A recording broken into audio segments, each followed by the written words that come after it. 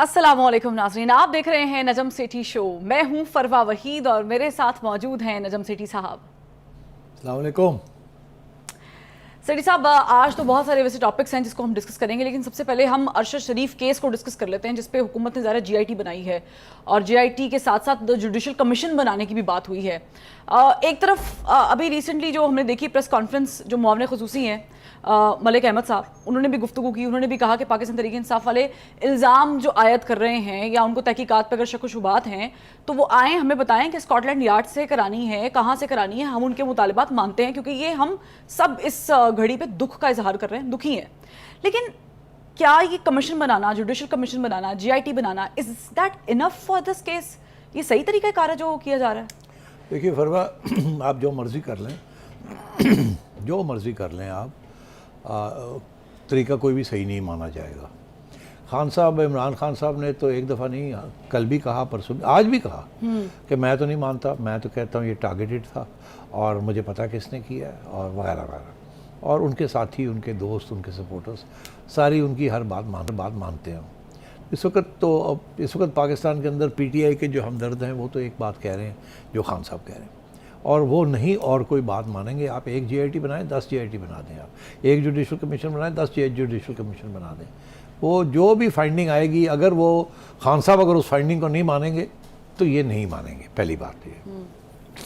दूसरी बात ये है कि अगर ये सूरत हाल है तो फिर हुकूमत को क्या करना चाहिए था, क्योंकि तशवीश तो है, परेशानी है कि जी इदारों को अटैक किया जा रहा है और इदारों की तरफ से भी डीजी ISPR जो कि अब 3 स्टार जनरल बन चुके हैं, उनकी तरफ से भी ये आया है कि जी आप मतलब आप तफ्तीश करवाएं, बिल्कुल करवाएं, हम साथ हैं आपके। इनफैक्ट फ़ौज की तरफ से ख़त भी चला गया हुकूमत को कि आप इंक्वायरी करें पूरी।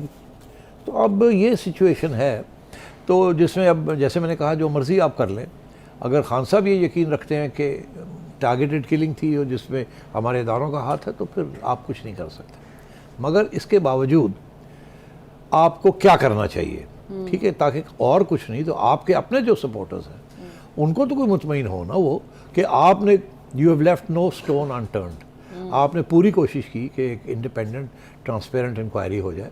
खान साहब बात मानते हैं नहीं मानते, पीटीआई वाले मानते हैं नहीं मानते, डजंट मैटर, मगर कम से कम हमें तो मुतमईन करें कि इसमें किसी और किस्म की कोई नेफारियस कंस्पिरेसी नहीं है या ये टारगेटेड किलिंग नहीं है, ये कोई एक्सीडेंट हुआ है, और जो भी हुआ हमें पता तो चले।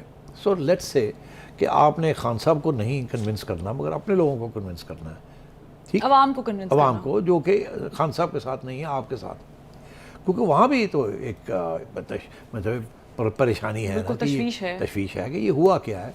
और खान साहब का बयानिया बड़ा मजबूत होता है, वो एक चीज़ को एक दफ़ा नहीं हर रोज़ 10 दफ़ा कहते हैं, और उनके जो सपोर्टर्स हैं हर बात मानते हैं। तो आइए यहाँ से शुरू करते हैं। अब हुकूमत ने पहले शहबाज शरीफ साहब ने कहा कि बिल्कुल फौरी तौर पे तफ्तीश होनी चाहिए। शहबाज शरीफ साहब ने केन्या के प्रेसिडेंट साहब से बात की और उनसे पूछा क्या हुआ क्या नहीं हुआ, और उनसे ये कहा कि हमें आपका तावन की ज़रूरत है, पूरी इंक्वायरी होनी चाहिए, और उनको एश्योरेंस मिली वहाँ से कि होगी। एक पहला कदम कि गवर्नमेंट ने इसको इग्नोर नहीं किया, ठीक है, और रिस्पॉन्स किया, चलो हमदर्दी हो गई कि जी किया तो है हमने। उसके बाद जब और प्रेशर आया तो गवर्नमेंट ने कहा हम एक जीआईटी अनाउंस करते हैं, ठीक, और साथ ही ये कह दिया कि एक जुडिशल कमीशन भी हम बनाने जा रहे हैं, रिटायर्ड जज होंगे जिनके। तो जीआईटी जब उन्होंने बनाई तो उसके अंदर एक अफसर ISI से, एक अफसर FIA से और एक अफसर इंटेलिजेंस ब्यूरो से उसके अंदर शामिल किया गया। तो मैं समझता हूँ सबसे पहली गलती तो ये थी। उसकी वजह क्या? उसकी वजह ये है कि जब आप एक जीआईटी बनाते हैं इदारों का, सिविल मिलिट्री इदारों का जीआईटी बनाते हैं, तो मसला ये है कि इस वक्त खान साहब और उनके दोस्त और उनके साथी इन्हीं को तो एक्यूज़ कर रहे हैं कि रियासत के इदारे जो है उन्होंने टारगेटिंग की है। तो आप फिर कैसे रियासत के इदारों को ही आप कह रहे हैं कि इसकी तफ्तीश करें? तो ये मैं समझता हूँ एक गलत किस्म का कदम उठाया उन्होंने। बिल्कुल ऐसे नहीं करना चाहिए था, जिसकी वजह से लोगों ने मुस्तरद कर दिया। एक ही गल हुई, और शीनी मज़ारी साहबा जो हैं वो FIA के डायरेक्टर हैं, उनके ऊपर इल्ज़ाम लगा रही हैं कि ये तो नून के सपोर्टर्स हैं वगैरह वगैरह, और IB जो है वो तो गवर्नमेंट का, अपने गवर्नमेंट का इदारा है, और ISI जो है दूसरे इदारों का है जिनके ऊपर इल्ज़ाम लग रहा है। बिल्कुल। तो मैं ये समझता हूँ कि ये ऐसे नहीं करना चाहिए था। अगर इन्होंने इदारों को इन्वॉल्व करना था तफ्तीश के अंदर, तो दो काम ज़रूर साथ साथ करने चाहिए थे इनको। वो क्या? एक ये कि उसी वक्त इस्लामाबाद हाई कोर्ट से रब्ता करके उनसे कहते कि एक ऐसा जज हमें दें जो कि जिसके ऊपर किसी किस्म की कंट्रोवर्सी ना हो, जिनके बारे में ये हो कि ये फेयर इंडिपेंडेंट जज है। यहाँ बिल्कुल ऐसे जज हैं हाई कोर्ट में, इस्लामाबाद हाई कोर्ट में। ऐसे नहीं है कि सारे जो हैं उनके ऊपर सियासी दाग लगे हुए, ऐसे नहीं है। अब मैं आपको बता सकता हूँ ऐसे ऐसे जजेस हैं वहाँ जो कि वो आर एक्स्ट्रॉर्डिनरीली तो कोई एक आधा नाम ले लें ताकि उनको भी आसानी हो जाए। कोई तो नाम मैंने क्या लेना है, मतलब है कि अभी हाल ही में जस्टिस हमारे बाबर सत्तार साहब जो कि मीडिया में भी रहे हैं और बड़ी इंडिपेंडेंट उनकी हैसियत है और बहुत पढ़े लिखे हैं, वो भी इस्लामाबाद हाई कोर्ट में उन्हें एक जज बनाया गया। तो गवर्नमेंट असल में लुल्ला से कह सकती थी कि आप बाबर सत्तार को बना दें। बाबर सत्तार को अगर आप बना देते इस कमीशन का और इस जीआईटी का हेड, तो मैं समझता हूँ पाकिस्तान में एक बंदा नहीं था जिसने कहना था कि ये हम नहीं मानते इनको। उनकी इस किस्म की रेपुटेशन है सॉलिड, ठीक है। और उन्होंने जब वो जज बने उन्होंने कोई सियासी जजमेंट्स भी नहीं उसके अंदर भी उन्होंने वहाँ नहीं उन्होंने हाथ। तो मैं समझता था एक और भी होंगे वहाँ हैं भी, मैं नहीं नाम लेता, अच्छी बात नहीं है एक का नाम लेना, दूसरे छोड़ दें इस बात। साथ साथ उनको ये भी चाहिए था कि क्योंकि एक मीडिया का इश्यू है और मीडिया के अंदर बड़ी तशवीश है, बड़ा गम और गुस्सा है, तो मीडिया की तरफ से भी एक ऐसा शख्स ढूंढते हैं जिसके ऊपर किसी को ऑब्जेक्शन ना होती, और वो इदारों से ही आ सकता है, मीडिया के इदारों से। आप मीडिया के किसी इदारे को, जैसे PFUJ है या CPNE है, council of Pakistan newspaper editors, या Pakistan federal union of journalist, ये हमारे इदारे हैं, बिल्कुल न्यूट्रल इदारे हैं, जेन्युइनली इंडिपेंडेंट आज़ाद इदारे हैं। इनमें से इनको कहते कि जी आप कोई नॉमिनेट कर दें, और उन्होंने यकीनी तौर पे कोई ऐसा शख्स नॉमिनेट करना था जिसके ऊपर किसी किस्म का दाग ना होता और वो इंडिपेंडेंट होता, और उसको इमरान खान साहब भी तस्लीम करते कि ये ठीक है, ये दोनों को हम मानते हैं। तो एक अच्छा जर्नलिस्ट जिसके ऊपर कोई कंट्रोवर्सी ना हो, ठीक, और एक अच्छा जज जिसके ऊपर कोई कंट्रोवर्सी ना हो।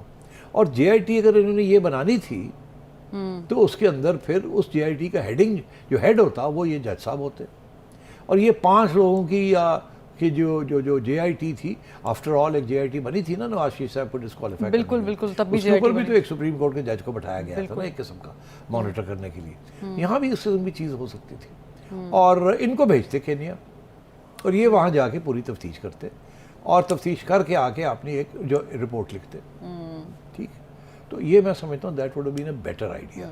कम से कम जो हम जैसे जो लोग हैं, हम तो ये कहते हैं ना कि जी ये इंडिपेंडेंट, ट्रांसपेरेंट और इंडिपेंडेंट कमीशन थी, और इन्होंने जो भी रिपोर्ट दी है उसके ऊपर लोग यकीन करते। ये मैंने पहले कह दिया कि अगर खान साहब को पसंद ना आती रिपोर्ट तो उन्होंने नहीं माननी थी। Exactly. मगर कम से कम हम जैसे लोग तो कहते नहीं, इसमें जान है, जो भी है।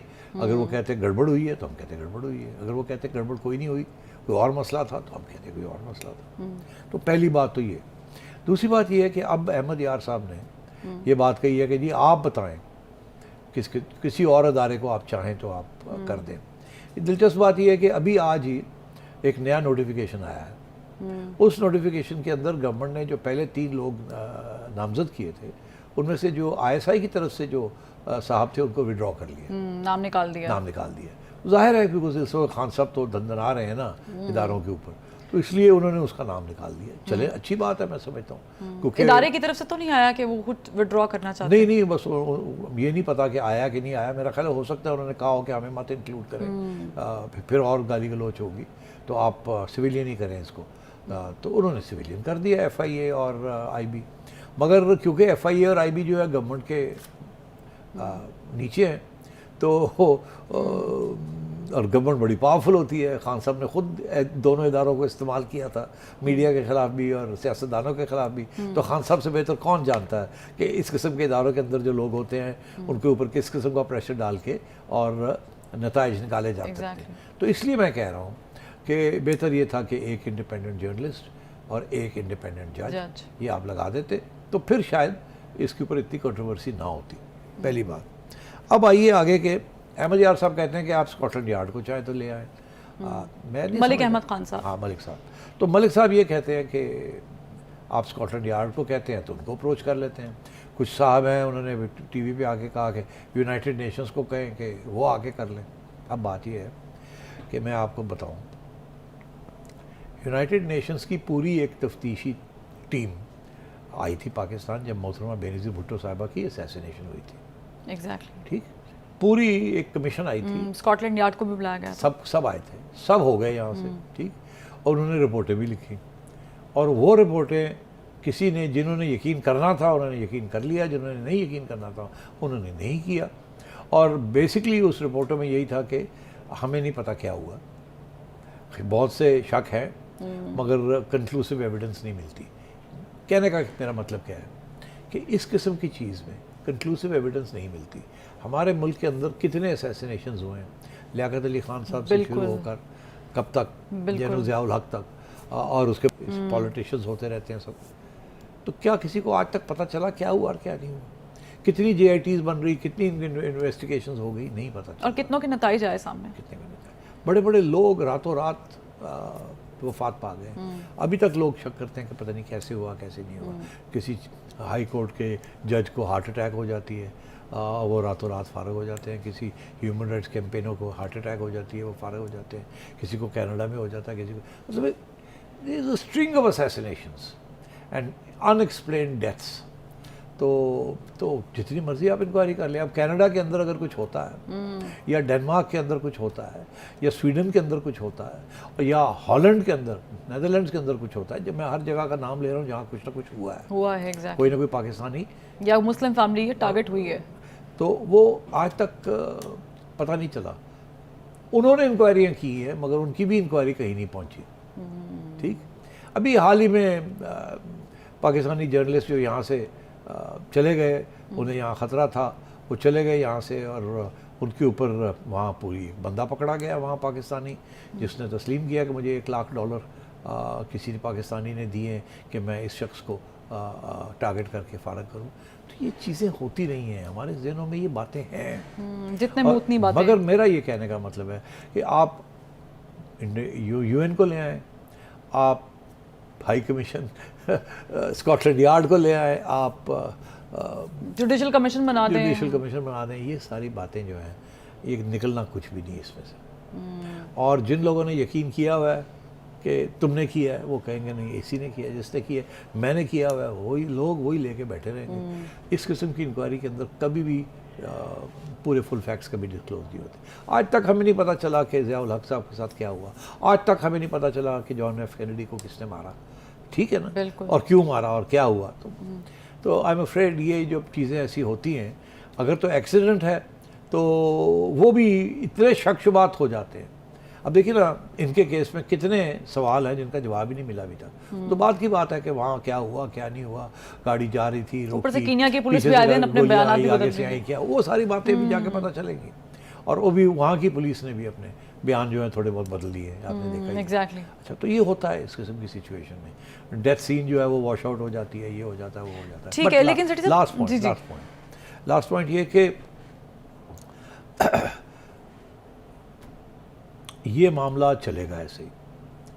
लोग अब सवाल ये और भी सवाल खड़े हो गए कि एक प्रोपेगेंडा चल रहा है या हकीकत है, हमें नहीं पता कि ये UAE में थे, उसके बाद ये कीनिया क्यों गए, वहाँ इनके क्या तल्लुकात थे, किसके साथ तल्लुकात थे, वहाँ ये क्या कर रहे थे, किसके यहाँ ठहरे हुए थे, ये जो ड्राइवर था ये उसका भाई था या कोई और था, कोई और बंदा गाड़ी में था या नहीं था, ये कितना अरसा वहाँ रहे, इनके पास एक UK का नंबर था, वहाँ से ये लोगों के साथ बातचीत कर रहे थे, जिससे कुछ UK के अंदर जो लोग हैं उनका ये ख्याल था कि शायद ये लंदन आए हुए हैं। फिर ये पता चला कि मुलाकात तो इनकी किसी के साथ नहीं हुई। तो ये सारी बातें जो हैं ये अभी तक किसी को कुछ नहीं पता। तो इसलिए मैं समझता हूँ कि ये इस वक्त मामला बड़ा, जिसे कहते हैं ना, इट्स हॉट, हीटेड, बड़े जज्बात हैं इसके साथ। अब उनकी डेड बॉडी भी आई है और उसके ऊपर भी इश्यूज बन रहे हैं कि जी गवर्नमेंट ने कहा है कि ना दिखाया जाए TV के ऊपर। दूसरा ये कि क्या खान साहब बैरियल पे जाएंगे या नहीं जाएंगे, अगर नहीं जाएंगे तो क्यों नहीं जाएंगे, और अगर जाते हैं तो क्या होगा, तो ये भी इशू है। तो मैं बेहतर है कि मैं ज़्यादा इस पर ना ही तबसरा करूँ, फिर ना मुझे खान साहब लीगल नोटिस दे दें कि जी आपने ये मेरे बारे में क्यों बात की है, स्पेशली जब बड़ी गाला का जिक्र आता है। तो आप और आपके साहब, मेरे पास एक सवाल है इससे मुताल्लिक, और वो ये है कि इसका फ़ायदा और नुकसान, बेनिफिशरी, क्योंकि मलिक अहमद साहब भी अभी प्रेस कॉन्फ्रेंस में यही बात कर रहे थे। तो एक जर्नलिस्ट, एक वर्किंग जर्नलिस्ट 2 महीने यहाँ रहते हैं, चले जाते हैं, उनकी असैसिनेशन होती है या हादसा होता है, जो भी है, इसका फ़ायदा नुकसान किसको है? देखिए, ये भी नहीं पता चलेगा फ़ायदा नुकसान किसको है। इशारे होंगे, शक शुबहात होंगे, मगर इस वक्त जो बज़ाहिर है, जिसकी तरफ गवर्नमेंट इशारे कर रही है, कह नहीं रही है, इशारे कर रही है, वो यही कह रही है कि बड़ी अभी खान साहब जो है वो इसका पूरा फ़ायदा उठा रहे हैं, एक जज्बात को उभार रहे हैं और उनके लोग भी चीज़ को उठा रहे हैं। और ज़ाहिर है जहाँ एक मईशत तो अपनी जगह पे, वो जो हालात ख़राब हो रहे हैं इकॉनमी के, उसको छोड़ें आप, लॉन्ग मार्च अनाउंस हो गई है जिसके साथ सारी मुल्क का मिलने वाला है, ठीक है। और खान साहब जो हैं एक नया पेग मिल गया उनको, जो कि पहले वो एक कागज़ लहराते थे, अब वो एक बड़ी इमोशनल किस्म की एक ट्रेजेडी, हमारा एक साथी जो है वो उनको असैसिनेट कर दिया गया है, या वो मर्डर हो गए हैं, या वो जो भी हुआ है, अमेरिकी साजिश से कीनिया में कन्वर्ट हो गए वो। देखिए ना, तो अब खान साहब को तो एक बयानिया मिल जाता ना, तो बज़ाहिरन तो ऐसे है कि उनका फ़ायदा हो गया, मगर मैं ये बात कह दूँ, ये सारा प्रोपेगेंडा है। खान साहब को किसी नए ड्रामे की ज़रूरत नहीं है। खान साहब खुद ही बहुत बड़ा ड्रामा है, और इसीलिए आधा पाकिस्तान उनके साथ खड़ा है, स्पेशली नौजवान लोग। उन्हें कोई बेनिफिशरी इस किस्म की चीज़ों की बेनिफिट्स देने की ज़रूरत नहीं है, वो जो आता है वो ले लेते हैं, क्योंकि हर बात उनकी मानी जाती है। ठीक है सेठी साहब, लेकिन इस पे एक अहम ट्वीट भी जो है वो सामने आया है कि जो लॉन्ग मार्च है इसका मकसद क्या है, वो ट्वीट किसने किया है? एक ब्रेक के बाद हमारे साथ रहिएगा।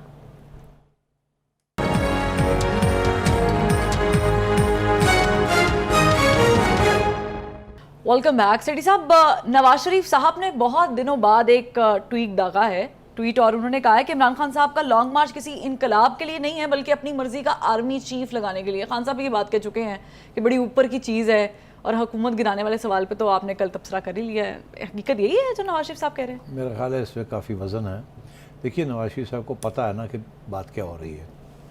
ज़ाहिर है अगर आर्मी चीफ़ की नया आर्मी चीफ़ अपॉइंट होना है या किसी को एक्सटेंशन देनी है, तो जाहिर है कि उसमें नवाज शरीफ साहब की जो राय है उसकी बड़ी अहमियत है ना।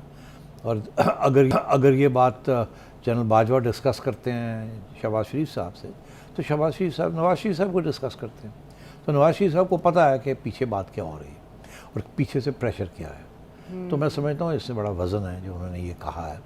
और अच्छा हुआ कि उन्होंने बता दिया है कि प्रेशर जो है इतना नहीं है कि जी इलेक्शन कराओ वाली बात अपनी जगह पे, मगर प्रेशर किसी और चीज़ के ऊपर है।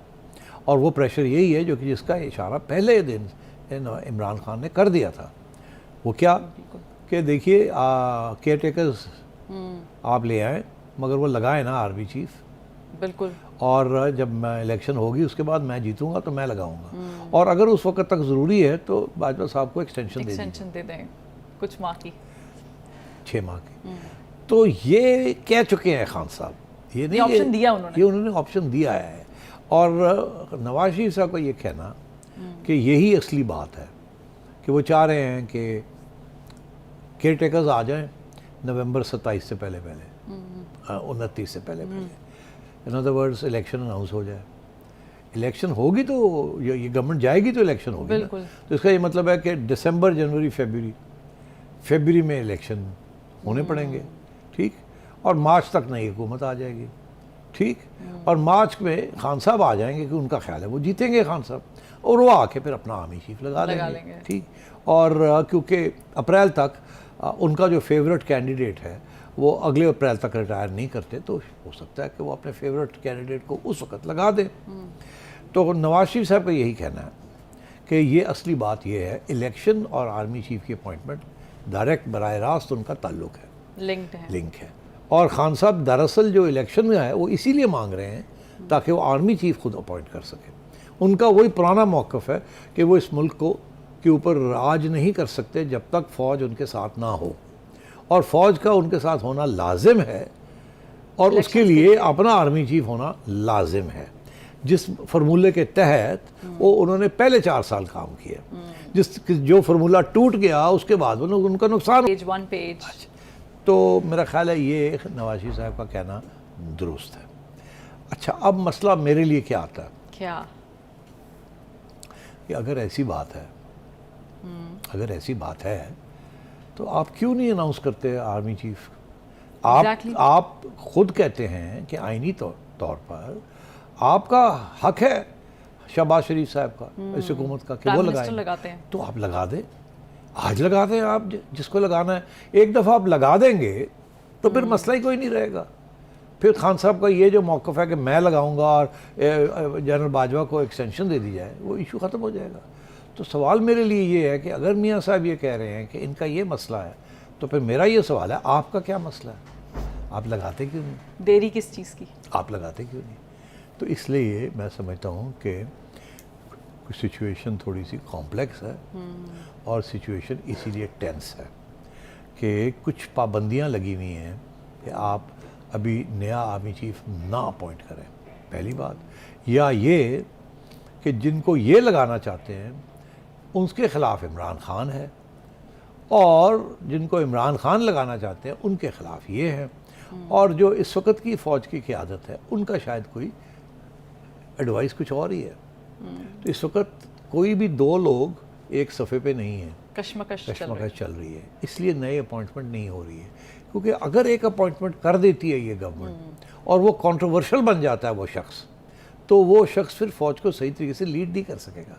तो इसलिए मैं समझता हूँ कि इस किस्म के मसाइल हैं, मगर अगर नवाज शरीफ साहब ये बात समझते हैं तो फिर अपॉइंट करें अपना बंदा, या किसी का बंदा, या कोई बंदा जिसको आप समझते हैं कि वो डिज़र्विंग है। सीनियर मोस्ट लगा दें, जूनियर मोस्ट लगा दें, अपना हैंड पिक करके ले लें, क्या हमें फ़र्क पड़ता है? हमें तो ये पता है कि जो भी आर्मी चीफ बनेगा वो ना नवाज शरीफ का होगा ना इमरान खान का होगा, हमने देख लिया। तो ये फ़ौज का जो सरबराह होता है वो किसी का बंदा नहीं होता, फरमा वो अपना बंदा होता है और वो फ़ौज का बंदा होता है। वो सबसे पहले जब सोचता है कि मुझे क्या करना है, तो सबसे पहले वो ये सोचता है कि फ़ौज की बेहतरी के लिए क्या चीज़ है, और साथ ही साथ वो समझता है कि अगर फ़ौज के लिए कोई चीज़ बेहतर है तो मुल्क के लिए भी वो सही है। और फ़ौज और मुल्क को इकट्ठा करके वो चलते हैं। वो सियासी जमातें हैं, किसने लगाया किसने लगाया, वो 2 दिन की सलाम दुआ होती है, उसके बाद हालात बदल जाते हैं। अगर इस लॉन्ग मार्च से प्रेशराइज हो गई गवर्नमेंट और अगर मुद्दा यही है कि मेरी मर्जी का बंदा लगाया जाए, तो क्या मुज़ाकरात के कुछ चांसेस हैं? कर सकती है गवर्नमेंट इमरान खान के साथ बात? नहीं, देखिए मैं समझता हूँ मुज़ाकरात डायरेक्ट तो नहीं होंगे, अगर होंगे तो इनडायरेक्ट होंगे। मैंने पहले भी ये एक बात कही थी, मैं फिर कहता हूँ कि लगता मुझे ऐसे है, लगता ऐसे, क्योंकि अभी गवर्नमेंट ने अनाउंस नहीं किया तो मसला है, कोई कुछ तो है। तो अगर मसला है तो फिर उस मसले को कैसे हल किया जाएगा? और अगर नवाज शरीफ साहब कहते हैं कि खान साहब ने मसला क्रिएट किया हुआ है, वो अपना बंदा लगाना चाहते हैं, तो फिर ये बड़ी सीधी सी बात है कि फिर खान साहब एक बंदा लगाना चाहते हैं फरवा को, मैं लगाना चाहता हूँ किसी और सईदा को, ठीक है। तो जो इस वक्त जो सईदा या सैयद बैठा हुआ है वो फिर फैसला कर ले कि वो किसको सपोर्ट कर रहे हैं, तो उससे फिर खान साहब को भी समझा लिया जाए और खान नवाज शरीफ साहब को भी समझा लिया जाए। कोई ऐसा बंदा लेके आए जिसके ऊपर एतराज़ दोनों को नहीं है। ये नहीं कि ये मैं उसको पसंद करता हूँ, मैं उसको पसंद करता हूँ, ये कि मैं इसके ऊपर मुझे एतराज़ नहीं है, इसके ऊपर मुझे एतराज़ नहीं है। तो अगर हम धरने को ही लेके चलें और केपी के गवर्नमेंट भी सपोर्ट करेगी इमरान खान साहब के इस धरने को या लॉन्ग मार्च को, और पंजाब में भी आप अभी ताज़ा तरीन खबर यही है कि परवेज़ इलाही साहब ने जो है हिमायत का ऐलान कर दिया है, ज़ाला पार्लियामानी कमेटी बैठी है, उन्होंने हिमायत का ऐलान कर दिया है, तो गवर्नमेंट के पास सिटी साहब क्या ऑप्शंस बच जाते हैं उनको रोकने के लिए? क्या गवर्नमेंट की तरफ से गवर्नर राज की बात जो चल रही थी वो हो सकता है, मुमकिन है? देखिए, होने को तो बिल्कुल हो सकता है। गवर्नमेंट के पास पूरा ये जवाज़ है कि जी आप एक इतनी बड़ी डिस्टेबलाइजेशन कैंपेन कर रहे हैं फेडरल गवर्नमेंट के ख़िलाफ़, प्रोविंशियल गवर्नमेंट कर रही है, ये तो बगावत है, तो हम गवर्नर ज़रूर लगा देते हैं। मगर होगा क्या? ये केपी में भी गवर्नर ज़रूर लगा सकते हैं, यहाँ भी गवर्नर ज़रूर लगा सकते हैं, वहाँ पता नहीं अभी गवर्नर है नहीं। तो गवर्नर होगा तो गवर्नर ज़रूर लगाएंगे ना, तो यहाँ तो गवर्नर है ना, बिल्कुल। तो गवर्नर रूल तो एक नोटिफिकेशन के ज़रिए हो जाता है। जब गवर्नर रूल हो जाता है तो उस वक्त गवर्नमेंट डिसमिस हो जाती है, ख़त्म, फारग हो जाती है, कैबिनेट फारग, गवर्नमेंट फारग, ठीक है जी। और गवर्नर एक अपनी काबीना बना के गवर्नर रूल से काम करता है, मगर वो फ़ौरन चैलेंज हो जाएगा high court, Lahore high court में। ये इस मुल्क की तारीख में 90 की दिहाई के अंदर बड़े गवर्नर रूल लगे और बड़े कुछ उलट गए, कोई रह गए, और अभी भी सूरत हाल ये है कि गवर्नर रूल लग सकता है मगर उसी वक्त चैलेंज हो जाएगा। अभी आपने देखा कि अदालतें जो हैं उनका रुख किस तरफ है। अदालतें जो है इस वक्त हुकूमत की हिमायत नहीं कर रही, अगर वो कोई नरम है या झुक रही हैं तो इमरान खान के हक़ में झुक रही हैं, ठीक है। और अभी भी हम डिस्कस कर लेते हैं अगले सेक्शन में कि सुप्रीम कोर्ट के अंदर जो जब हुकूमत लेके गई है केस हुक्म इम्तना वो का, अभी डिस्कस कर लेते हैं। मगर मैं ये कह रहा हूँ गवर्नर रूल लग सकता है मगर फ़ौरन चैलेंज हो जाएगा। और मैं समझता हूँ कि इसका तल्लुक भी उसी से होगा कि लॉन्ग मार्च होगी या नहीं होगी। अगर अदालत समझती है कि होनी चाहिए तो गवर्नर रूल उड़ जाएगा। अगर अदालत समझती है कि गवर्नर ये जो लॉन्ग मार्च है ये बहुत डिस्टेबलाइजिंग है और खान साहब की बात पे यकीन नहीं आता और तो फिर गवर्नर रूल रहेगा। तो ये भी उसके साथ तल्लुक है इसका। ठीक है। और ज़ाहिर है इसमें कितनी पेशरफ्त होगी ये सब बातें जो हैं वो सेठी साहब से पूछी जाएंगी, मगर एक ब्रेक के बाद हमारे साथ रहिएगा।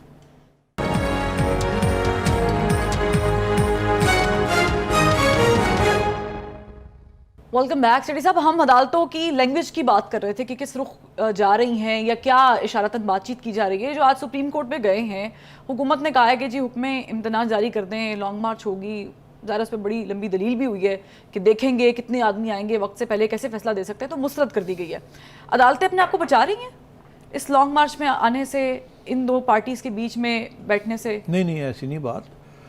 बहुत सियासत हो रही है हर जगह पे। अच्छा, देखिए खान साहब ने कहा है कि वो जुमे के रोज़ शुरू करेंगे और 4 नवंबर तक चलेगा और रुक के जाएंगे, देखेंगे कि क्या हालात कैसे, जैसे कि आपने कल बताया भी। मैंने कहा था वो रुक के जाएंगे, अपडेट लेते रहेंगे कि लोग कितने आ रहे हैं, जज्बा क्या है, कब तक, कहाँ जाना है, क्या होना है। अदालतों की तरफ देख रहे होंगे कि वहाँ हुकूमत जा रही है, उनसे पूछ रही है, पूछ हो रही है, सेक्शन 144 लगा हुआ है, गवर्नमेंट किस किस्म की तैयारियाँ कर रही है। ये खान साहब की पूरी जो कैंपेन है ना, ये देख रही होगी हर चीज़ को, साथ साथ चल रहे होंगे और साथ साथ देख रहे होंगे, बहुत सी चीज़ें मॉनिटरिंग कर रहे होंगे। उधर गवर्नमेंट मॉनिटर कर रही होगी क्या स्ट्रेंथ है, किस किस्म कैसे रोकना है, अदालतों के साथ रजू करना है, उनसे क्या रिलीफ मांगनी है, एट्सेट्रा। उधर अदालतें जो हैं वो भी आपने देखा पोस्टपोन कर दी है। आज जो कार्रवाइयाँ हुई हैं उसमें यही अदालतें कोई रिलीफ नहीं दी गवर्नमेंट को। ठीक है, उन्होंने कहा नहीं हम देखेंगे क्या होता क्या है। ये पहले हम कैसे कर दें कि जी तशद्दुद होगा, ये होगा, वो होगा। अभी तो उसने लॉन्ग मार्च अनाउंस की है। हम इन प्रिंसिपल तो कोई मसला नहीं है लॉन्ग मार्च के अंदर। अगर पुरअमन रहेगी और कोई उसने ओवरथ्रो करने की कोशिश ना की तो फिर मसला क्या है। अगर गवर्नमेंट की तरफ से इजाज़त हो कि भाई आप आएँ और पार्क में चले जाएँ और हम दे देते हैं तो हम भी मॉनिटर करेंगे। हाँ, और अगर हमने देखा कि गड़बड़ होने जा रही है तो हम उसी वक्त रोक देंगे। तो आप इंतज़ार करें ना, क्यों आप प्रीएम्प्टिव स्ट्राइक करना चाहते हैं। तो अदालतें भी देख रही हैं, खान साहब भी देख रहे हैं, गवर्नमेंट भी देख रही है और मामला चल रहा है आहिस्ता आहिस्ता। ठीक है, अब ये 3 पार्टीज इन्वॉल्व हो गई। बिहाइंड द सीन्स एस्टैब्लिशमेंट है। अरे भाई वो भी तो देख रही है ना क्या हो रहा है क्या नहीं हो रहा। आपसे भी तो मॉनिटरिंग चल रही है। तो मॉनिटरिंग चल रही है और इनिशिएटिव किसके पास है? इनिशिएटिव इस वक्त खान साहब के पास है, बिकॉज उन्होंने एक नया चीज़ शुरू की है। गवर्नमेंट जो है रिएक्शन पे है, अदालतें जो है वो अंपायर की हैसियत से कभी इधर देख रही हैं, कभी उधर देख रही हैं, कभी एक्शन रिप्ले देख रही हैं कि कहाँ कोई गलती हो, कहाँ क्या हो रहा है क्या नहीं हो रहा। तो मैं ये समझता हूँ कि ये अगला हफ्ता काफ़ी टेंस गुजरेगा।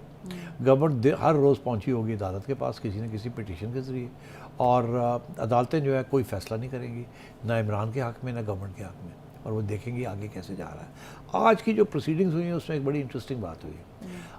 इतना अरसा हो गया मई वाला इंसिडेंट, बिल्कुल, और बड़ी वाजे हो गया था कि वहाँ कंटेम्प्ट ऑफ कोर्ट हुई तौहीन वाला खान साहब ने की है, मगर चीफ जस्टिस साहब ये मानने के लिए तैयार ही नहीं है। He is defying the visual evidence. वो कह रहे हैं इमरान खान साहब को बुलाएंगे, उनसे पूछेंगे कि उन तक क्या इन्फॉर्मेशन गई है। अब ये 5 जजेस में से एक ही जज साहब हैं जो कहते हैं शो कॉज नोटिस दें और वो अपने ज़हन में बड़ा क्लियर है। बाकी 4 जो हैं वो 3 जो हैं वो चीफ जस्टिस साहब के साथ हैं और वो तैयार नहीं है मानने के लिए कि खान साहब ने कंटेम्प्ट किया। वजह, अगर ये मान जाते हैं कि उन्होंने कंटेम्प्ट किया तो फिर डिस्क्वालीफाई करना पड़ेगा, सज़ा देनी पड़ेगी, कन्विक्शन देनी पड़ेगी। अगर आधे सेकंड के लिए भी वो कहते हैं till the rising of this court आपने कंटेम्प्ट की है, हमारा ऑर्डर था आपने माना नहीं है, तो कंटेम्प्ट को तो फिर डिस्क्वालीफाई करना पड़ जाएगा। तो वो तो और बड़े मसले बन जाएंगे डिस्क्वालीफिकेशन के साथ। वो नहीं चाहते डिस्क्वालीफाई किया जाए।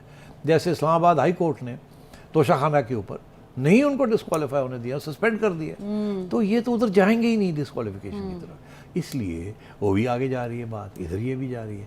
पीछे से इस्टेब्लिशमेंट जो है वो परेशान है कि ये अब बात कहाँ जाएगी, ये क्या होगा, किस रुख बैठेगा। हाँ, किस तो मैं ये समझता हूँ कि ये पूरा महीना जो है ना काफ़ी टेंस रहेगा नवंबर का, और इसीलिए नवाज शरीफ साहब ने ये कहा है कि ये इसका ताल्लुक आर्मी चीफ़ की अपॉइंटमेंट के साथ है। आज अगर ये आर्मी चीफ अपॉइंट कर देते हैं तो क्या ये क्राइसिस जो है ये ख़त्म हो जाएगी? मैं समझता हूँ फिर भी ख़त्म नहीं होगी। उसकी वजह यह है कि खान साहब, उसके बाद खान साहब शुरू हो जाएंगे, अब इलेक्शन अनाउंस करो, अब इलेक्शन अनाउंस करो, अब इलेक्शन अनाउंस करो, और मैं धरना चल रहा मेरा। That's the way it is. Sridhi साहब, it's just like I'm saying this with a very heavy heart. I need to thank you because I am going. क्या ड्रामा कर रही हो तुम? बड़ा अच्छा लगा ये काम। कहाँ जा रही हो तुम? जा रही हो? मैं जा रही हूँ। मुझे छोड़ के जा रही हो? आपको राब्ते में रहेंगे, हम फोन पे राब्ते में रहेंगे। अच्छा, कहाँ लेकिन तुम? बस आपने जो पंख लगाए हैं, अब हम उड़ने की कोशिश कर रहे हैं। थोड़ी खैर हो जाए तो यार, एक सेकंड फरवा रुक जाओ। लोग तो ये क्या, लोग मेरे ऊपर तो काफ़ी तनकीद होगी कि ये सिटी करदा की है। पहले एक सईदा आई, उड़ के दौड़ गई, एक और सईदा आई है, उड़ के दौड़ गई है। अच्छा, जब ये लोग मुझे कहेंगे ना तो मैं आगे से पता क्या कहूँगा? क्या कहेंगे? मेरे पास ऐसी सईदा है कि जो 40 साल से मेरे साथ टिकी हुई है, देख ले। तो ये जो सईदा आ रही हैं, जा रही हैं, ये तो इनके तो पहले से ही पर लगे हुए थे, ये तो आती हैं चाहती हैं। सिटी साहब, मुझे लगता है हम मिल के आपके लिए कोई नहीं अब एक और कोई सईदा ढूंढे पड़ी। तो क्या अगले मंडे को फिर हम तो ना होंगे, मगर हमारी यादें साथ साथ चलेंगी। सिटी साहब, थैंक यू सो मच। अच्छा, आप you been so kind to me. Thank my team, जो सिटी शो की टीम है, नज़म सिटी शो की, शान भाई, फरासत भाई, and everybody, and channel as well. It was a very nice experience, brilliant experience working with you. और जो आपने मुझे पर लगाए हैं ना, मैं चाहूँगी कि जिससे जहाँ तक मैं पहुँचूँ, वहाँ तक सिटी साहब का नाम मेरे साथ जुड़ा रहे हमेशा, because I have learned a lot of things from you and Murtaza Solanki साहब, उनका भी शुक्रिया अदा मुझे करना है, because you guys were amazing. मेरी तो हमेशा ये ख्वाहिश होती है कि हमारे साथी जो हैं, दे शुड फ्लाई, पर लगने चाहिए उनको, और एक जगह से दूसरी जगह जाना चाहिए। और मेरी दुआएं तुम्हारे साथ बच्चे। Good luck to you, good luck to you, lots of love, and may you fly high and high and high. Thank you so much Sethi साहब। आप अगले मंडे से यकीनन इस सीट पर किसी और को ये जिम्मेदारियां, अहम जिम्मेदारियां सरंजाम देते हुए देखेंगे। फरवा वहीद को नजम सिटी शो से इजाज़त दीजिए। मुलाकात अब सिटी साहब के साथ किसी और से आपकी होगी। अल्लाह हाफ़िज़।